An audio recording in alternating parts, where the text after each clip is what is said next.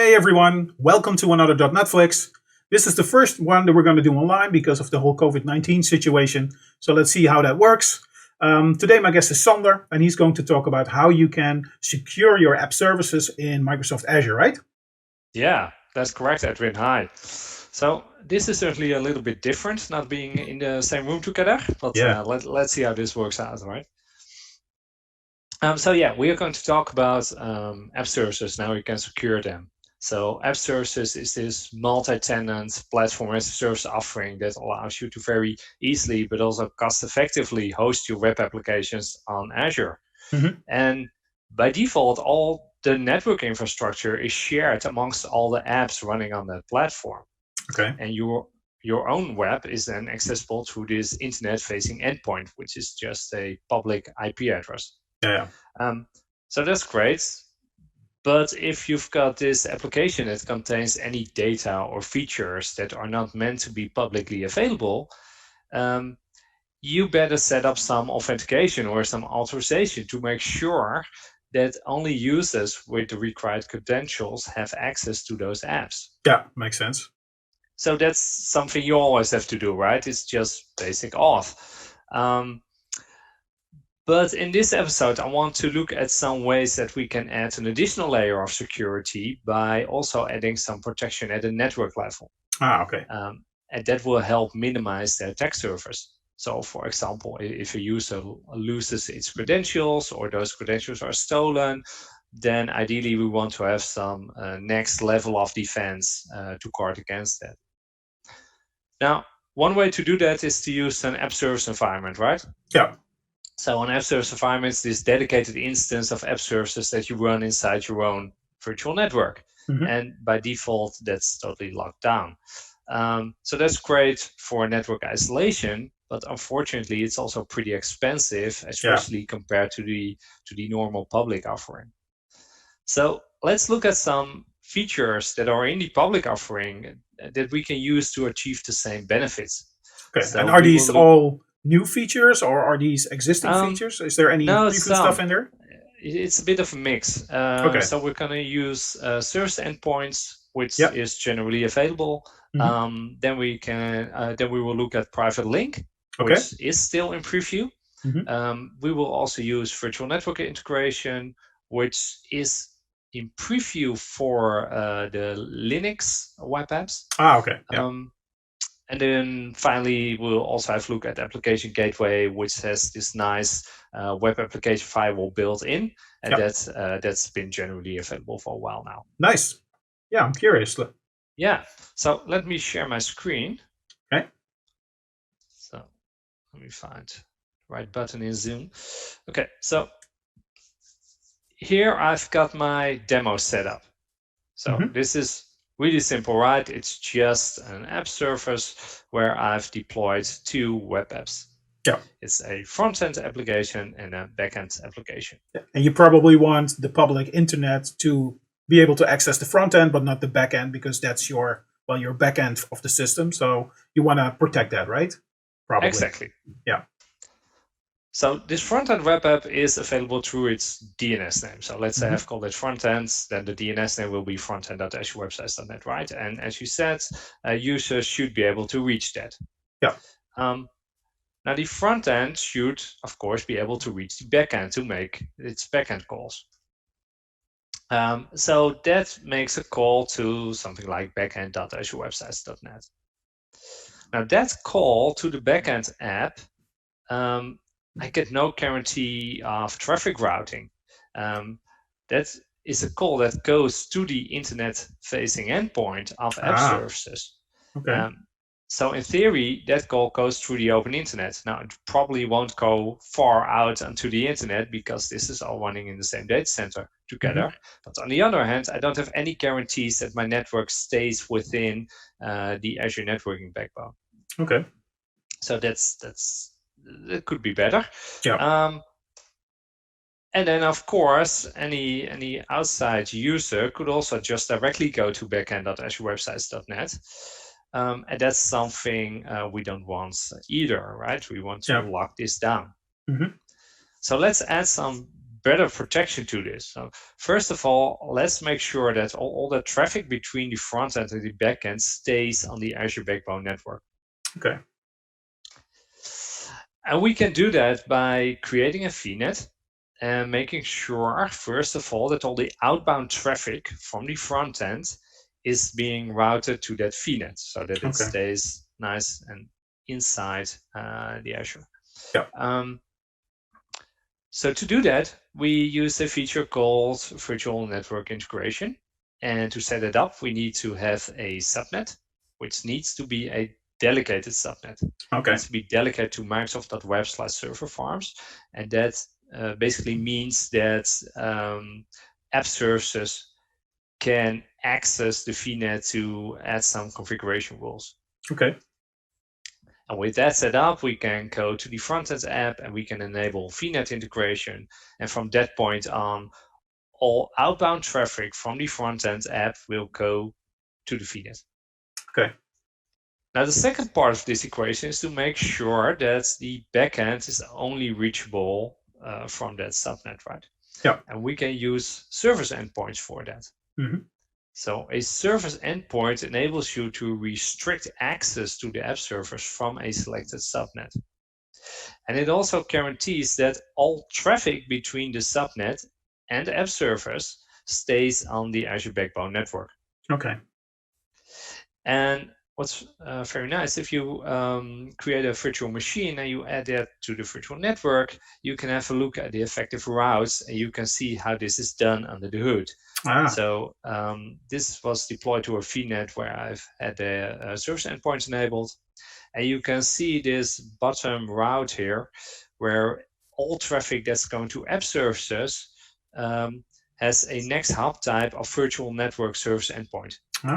Nice. So that's a little bit of the magic to make it work, to ensure that traffic's being routed through the Azure Backbone network instead of through the open internet. Cool. So with this in place, both VNet integration and service endpoint enabled, a call from the front end to the back end will go through the VNet to the back end while still staying on the Backbone network. Okay. But note in this diagram that it still uses the same public IP address to access backend. So it uses the public IP address, although it doesn't leave the Azure network. But that has a disadvantage because if you want to integrate this with an on-premises environment, you would still need to open your access control lists to those public IP addresses, right? And that's definitely not something that every IT administrator will let you do. So that's a bit of disadvantage of this scenario. So now that we've got this route set up, we can then also add a access restriction to the backend to make sure that we only allow incoming traffic from the subnet and not from the internet. And with that set up, external users will not be able anymore to directly access the backend. Cool. Yeah, and that's what we want, right? Yeah, exactly. So this is the demo scenario. So let's go over to the Azure portal and see if this works in practice as well.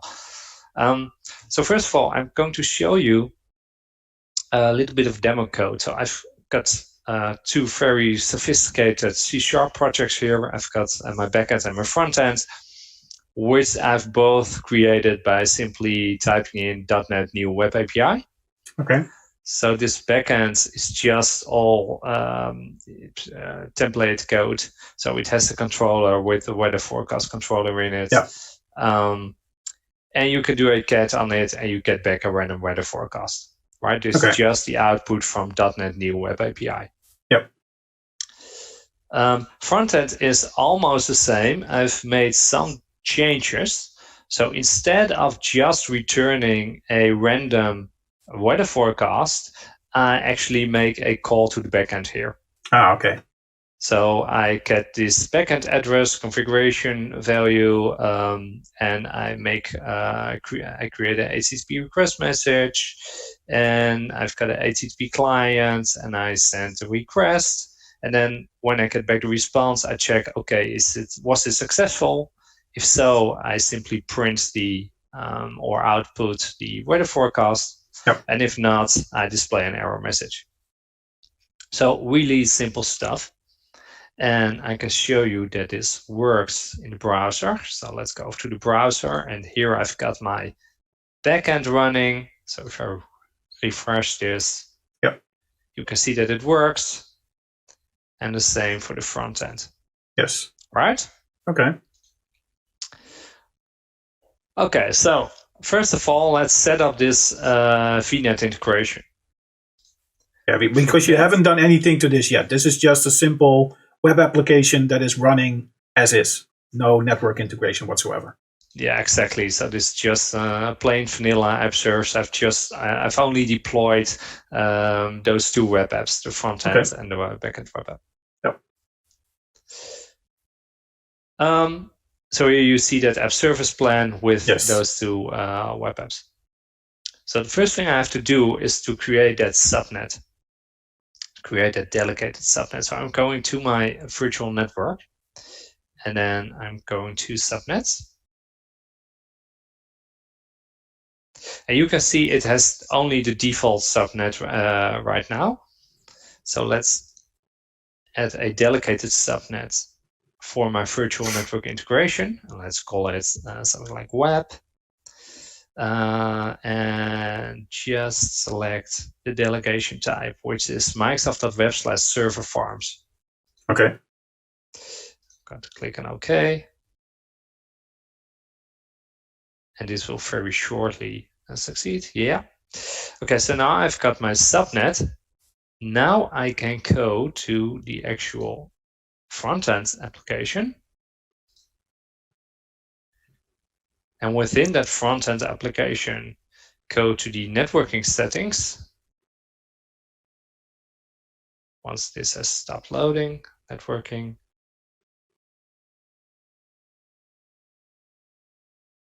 And you can see these are all the networking settings you have for your web app. So you've got VNet integration, but also private endpoint, which we will look at later.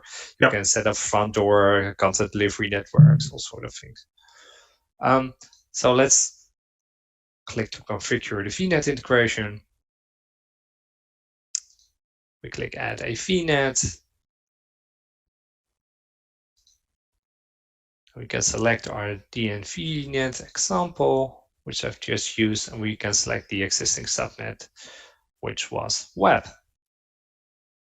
Okay, now look at this warning. Communicating with resources beyond endpoint for the subnet may take a number of hours to take effect. So I've done multiple tests with this, and some of the time it's almost instant. It's just like a minute or so, and it works. And some other times it takes a full 24 hours for it to catch up.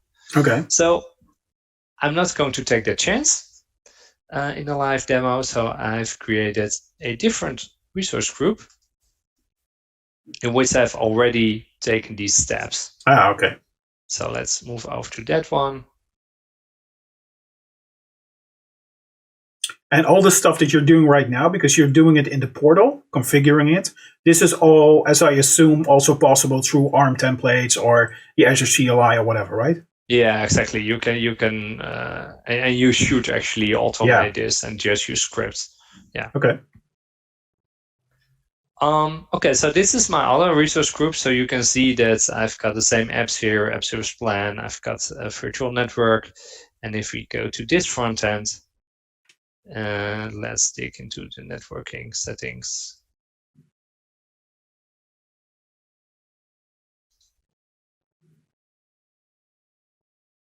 And have you looked into why this takes so long sometime, or is this just stuff that needs to refresh on the backbone or whatever?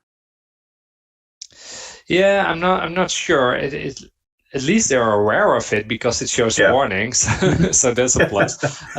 There is an SLA, but yeah. Well, and I'm using Linux app plans, right? And as you can see here, VNet integration is still in preview for Linux, so it may also have something to do with that. Okay. So as you can see here, I've already set this one up. So Yep. I'm connected to my VNet and I'm connected to my subnet web. Okay, so VNet integration is working. So the next step is to set up a server's endpoint to make sure that we can only access that backend application from the web subnet. Okay. So I'm going back to my virtual network here. And I'm going to my subnet.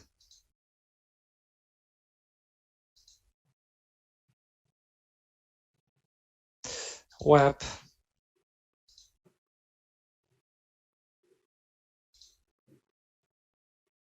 All right, and you can see here, so this was still delegated. There's also the services drop down. And we can select Microsoft.web to set up the service endpoint. Okay. So let's save this. All right. So that should be good to go. Now let's go to the backend application and set up that access restriction. Because right now all traffic should be routed through the VNet, through the service endpoint to the backend. Yep. But as you can see here, I'm still able to use that backend directly. Yep. And we didn't want that. So let's fix it. So again, you can find all of that stuff under the networking blade. Access restrictions. All right, so let's add a rule. And this rule will be for allowing traffic from the VNet. So I'm giving it priority. Doesn't really matter right now because I've only got one rule. Allow VNet traffic. And for type, I can choose virtual network here. And that will show me a list of all my virtual networks. And I only need to select the correct subnet here. Nice. So once I've got this rule set up, that means that I'm only allowing traffic originating from this subnet to be able to access the web app, right? Okay. So let's add that rule. That succeeded. So now, if we go back to the DNF backend application and we refresh, I'm getting a 403. Yes. And that's exactly what we want. Yeah. Because obviously my traffic is not originating from the subnet right now, right? Yeah. So I'm not allowed in. Okay, so if we go over to the front-end application, that should still work. And you can see that it does. And we refresh. And all the traffic stays nicely within the Azure network. Cool. All right, so let's switch back to my slide deck here. I look at some alternative way to do this because we can also use a private endpoint to access the backend. Mm-hmm. So a private endpoint is a feature of private link, which in itself is a superset of service endpoints. Okay. And it has some benefits of service endpoints. So when you use private endpoint, the application endpoint of the backend is mapped to an actual private IP address.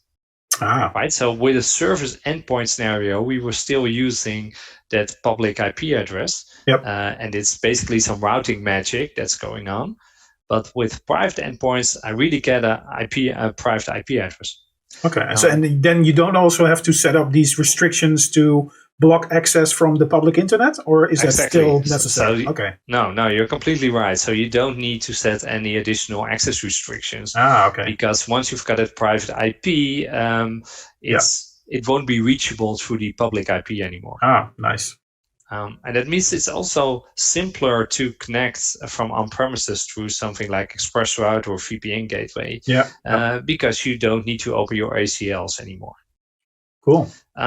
Now, furthermore, it also protects against data exfiltration because clients can only connect to the specific app that you set this up for. Yep. So if you use service endpoints, clients in the VNet have network access to all apps. Yep. Now with private endpoints, you've only got access to that one app. So that's a plus. Nice. And then also it has global reach, so it has the ability to connect from a VNet in one region to a web app in a totally different region. Ah, okay. And if you service endpoints, everything needs to be in the same region. Yep. So those are some of the benefits. Unfortunately, it's still in preview, so it's not generally available yet. But it is now preview in East US, West US 2. It should also be in preview in South Central US about now. But it still does require an app service premium V2. Okay. Yeah. So if you don't see the options, you're probably on the wrong tier of your app service. Okay. And will this eventually also become available for the other tiers, or is that not clear yet? Not sure. They might want to keep it in premium tier just from a pricing strategy standpoint. Okay. So what we will do in this next demo is we will create this private endpoint for the backend, which will give us a private IP address. And then we can change the front end to, instead of going to the public IP address of the app service, to go to that private IP address of the specific web app. Okay. So let's see. So first of all, I'm going to clean some stuff up because we don't need those access restrictions anymore. So I'm going to delete this rule. Yeah, it will make it a bit simpler to set up. Yeah. Yeah, in some ways. In other ways, it's more complicated because this I need to set up on a per web app basis. Ah, yeah. And that means that if you've got really a lot of web apps, you might still be better off just creating an app service environment and be done with it. Right? Yeah.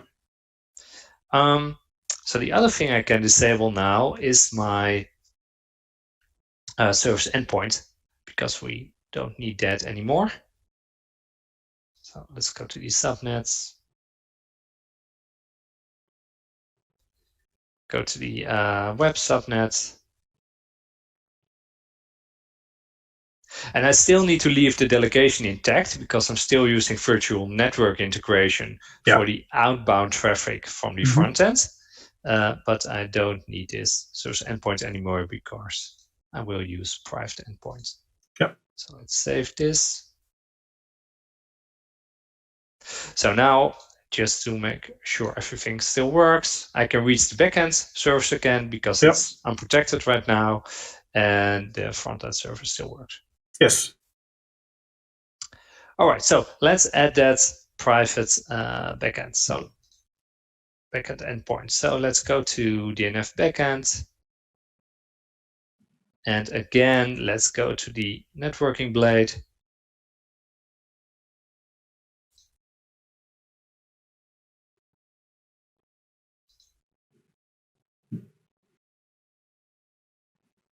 And now I'm going to select, where is it? Right here it is. Configure your private endpoint connections. So let's add one. And let's call this private endpoints. Let's call this back endpoint. This is my subscription. Select the virtual network.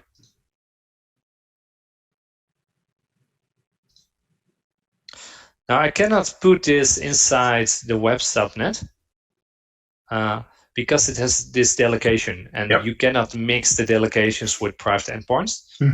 But that doesn't really matter. I can simply use my default subnet or create another subnet specifically for the endpoints. So I'm just going to use the default. So let's click OK. This will take just a little while to complete. Okay, that has completed. So if we click on this private endpoint link here, we can see that now we've got a nice private endpoint if the portal works with me. All right. So here it is. This is my private IP address for the backend service, the standard 1.0.4. So I'm going to just copy this. So while this feature, this private endpoint integration with app services is still in preview, there's no DNS functionality yet. Okay. So you either need to use the direct IP addresses or you would need to manage DNS yourself. Okay. By, for example, setting up a private DNS server or something like that inside the VNet. Yeah. Well, I'm not going to do that right now. That would take too much time. So I'm just going to use the IP address directly. Okay.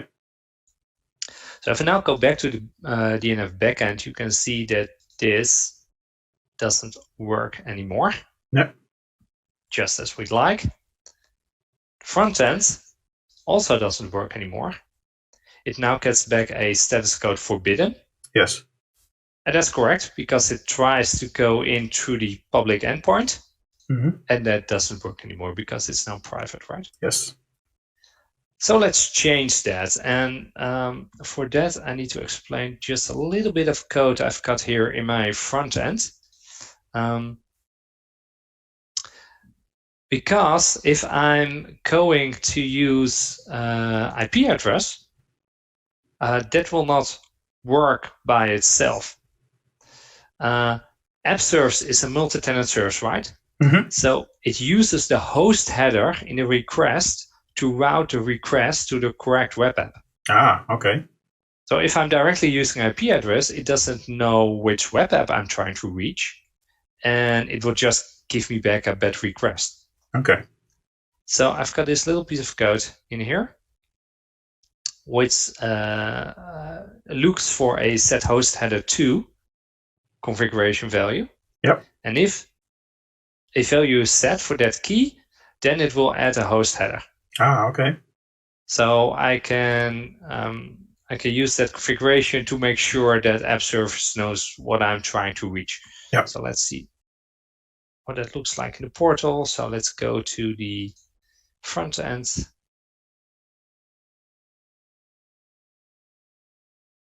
And to the configuration.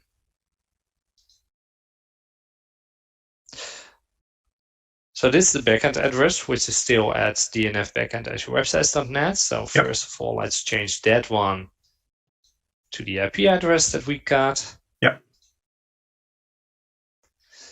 And let me just show you that this will give me back a bad request. So this will take a little while to update.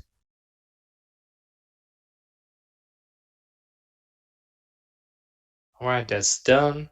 So sometimes it will take a little bit longer to really restart the web app. Oh, it's pretty quick now. So you can see it's going to the correct URL, only it gets back that bad request because AppService doesn't know what to do with this, right? Yep. So let's add that second configuration setting. So the name was set host header 2, and the value should be the fully qualified domain name of the backend. So let's save this again. And just like you said, this is not necessary once you have set up some kind of a DNS resolution scheme within your network. Yeah, so if you've got your DNS all set up so that this fully qualified domain name will automatically map to 10.1.0.4, then AppService will understand that you're trying to reach the DNF backend web app, and it will just work. Okay. Let me refresh this. So now you can see that now we're back in business and we get back our weather report. Nice. So that's private endpoints. Let's switch back to the slides. And let's make one more adjustment to this demo scenario. So let's add an application gateway. Now, Azure Application Gateway is a layer 7 load balancing service, so you typically use this for load balancing scenarios. But it also includes this very nice web application firewall. Okay. And that firewall can give you some baseline security against most of the OWASP top 10 vulnerabilities. Right? Oh, so stuff like SQL injection, cross-site scripting, all those type of hacks. So we are going to deploy an application gateway in the VNet that needs to be deployed into its own subnet. So we will create a new subnet for it. And then from the application gateway, we would need some way to reach the front end. Okay. But again, we don't want this traffic to go outside of Azure. So we will use the same scenarios we did for the backend. We will use private link to create a private endpoint for the front end. Okay. Then when requests come in from a user, the application gateway can route that traffic to the private endpoint, and everything should work. Cool. So let's see. Let's go back to the Azure portal. And let's first set up this private endpoint for the front end. So we go to networking, and we go to configure your private endpoint.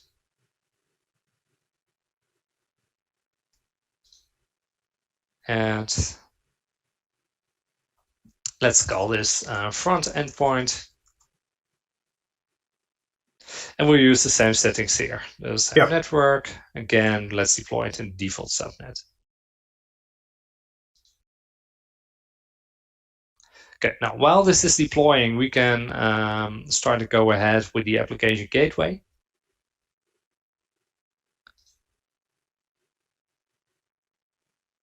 So let's go to new, search for application gateway. There it is.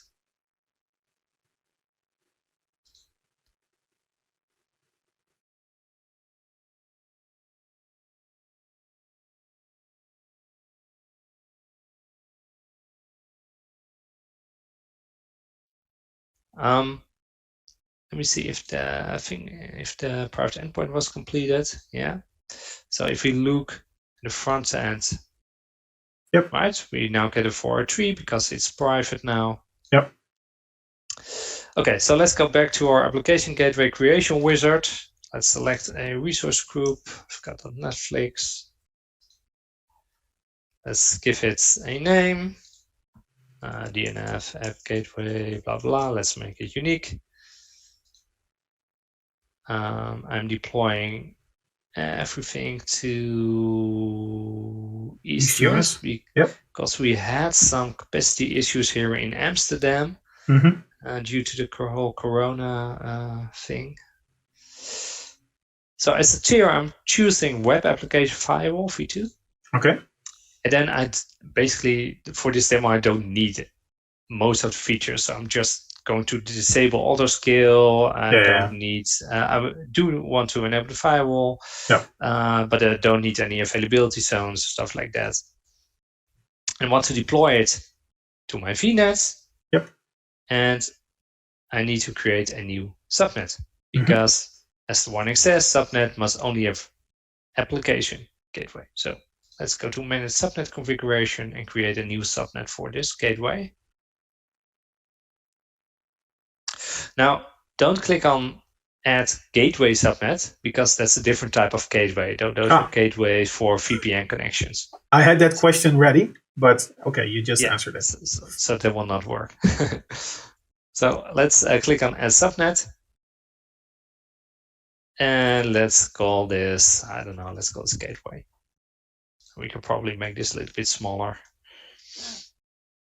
We don't need any delegation of service endpoints or stuff like that. So let's click OK. Wait for this to complete. All right, we can go back to the wizard. And this should refresh and show our new gateway subnets. Yes.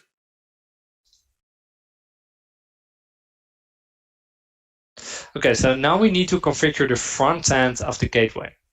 So this is not a front end app. This is really because the gateway is in front of the front end. This is the true front end. Right? Okay. So this is the internet-facing part of your gateway. Yeah, exactly. And we want that to be public because we want to be able to be reachable from the internet. So we can just create a new public IP address. Let's call this my IP. This is fine. Let's go to backends. And now we need to add a backend pool. So the back end of the application gateway is the front end of my actual application. Yeah. It's just adding layers, right? So it's layers upon layers upon layers. So all the way down. This backend pool. You're quite So- creative with naming today, by the way. So Yeah, I am. kudos for that. I'm feeling it. So it should be this IP address because the backend was 10.1.0.4. And in all my tests so far, those IP addresses have been incremental. So the second private endpoint I've created for the front end should be 10.1.0.5. Okay. Fingers crossed then. Yeah, let's make it exciting by not checking it.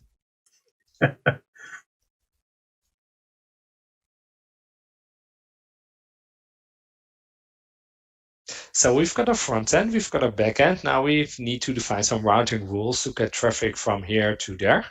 Okay, makes sense. So let's add a routing rule. Let's call this my routing rule. And we need a listener. Let's call it my listener. And let's select the front end IP. So this is the public IP address that we've created in the previous step. I'm not going to be bothered with HTTPS and certificates for this simple demo, so I'm just going to route through HTTP. Yep.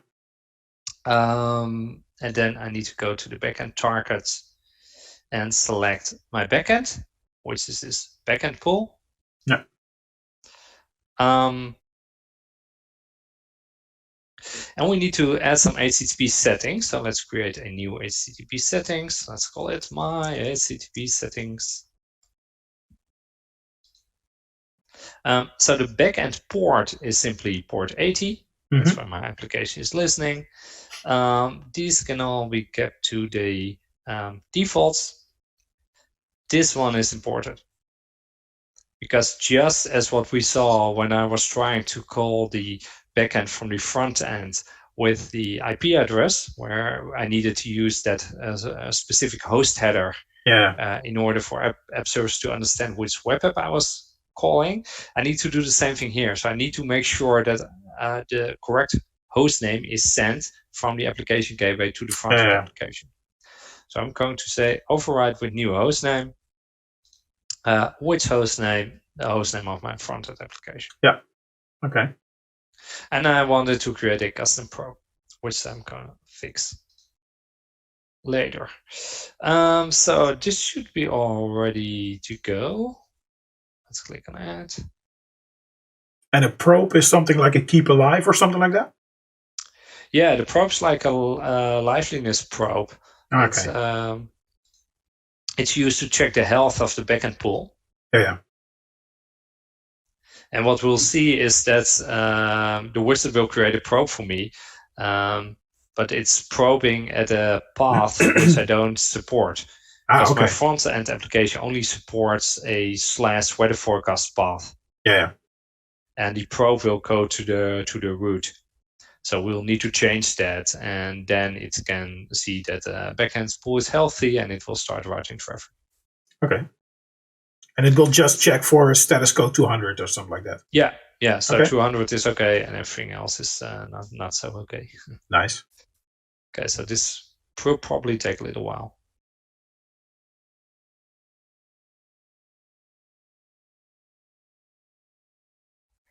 Okay, so the deployment is completed.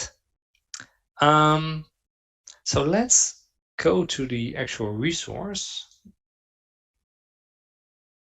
Go to this group. Fix the probe. And fix the probe. It's really nice that this probe functionality is baked into the gateway, so that's pretty cool. Yeah, well, it needs the functionality to know to what backend nodes it can load balance to. Yeah, but it's pretty cool that it will automatically take the services that are unavailable out of the load balancing. So that's pretty awesome.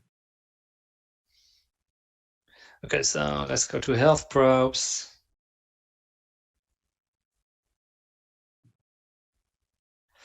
Okay, so here you can see the probe that is created for us. So it's trying to reach this host on this path, and this path will not work. So let's change this. You need the weather forecast.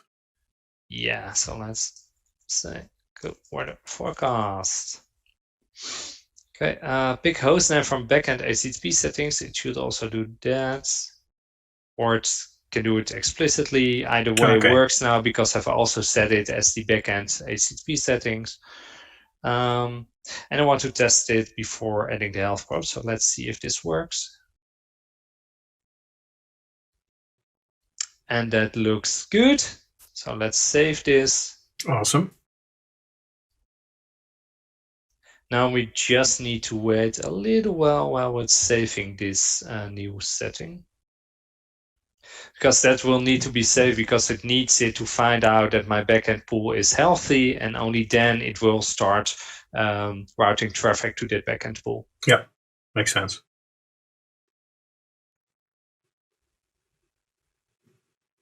Okay, so that has been saved. Now let's go to the overview of the app gateway, because the overview will contain the actual public IP address, which we should now be able to use to access my application. Cool. And of course, I need to go to the weather forecast. So let's see if this works. And it does. Ooh, pretty cool. So now traffic is flowing through my app gateway, through the front end to the back end. And all the while, both my front end application and my backend application are still unavailable for direct usage from the internet. Nice. So this is exactly how I wanted to set this up. Pretty cool. So yeah, just to wrap this up, what we've done here is we've secured our outbound traffic from that front end to the VNet using VNet integration, using that delegated subnet. Mm-hmm.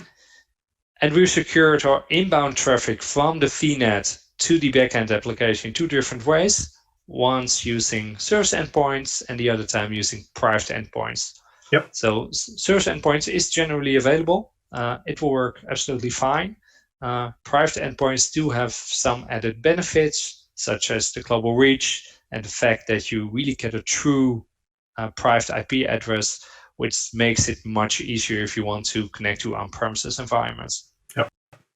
Cool. And then once we had that direct connection set up between the front end and the back end, we've added an additional layer using the application gateway in front of the application.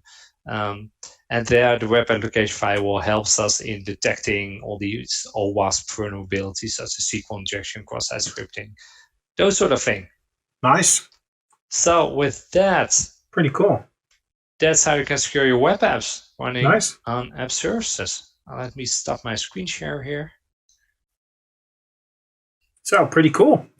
So thanks, Sander, for showing us cool ways of protecting your web apps in Azure using service endpoints, private endpoints, and application gateway.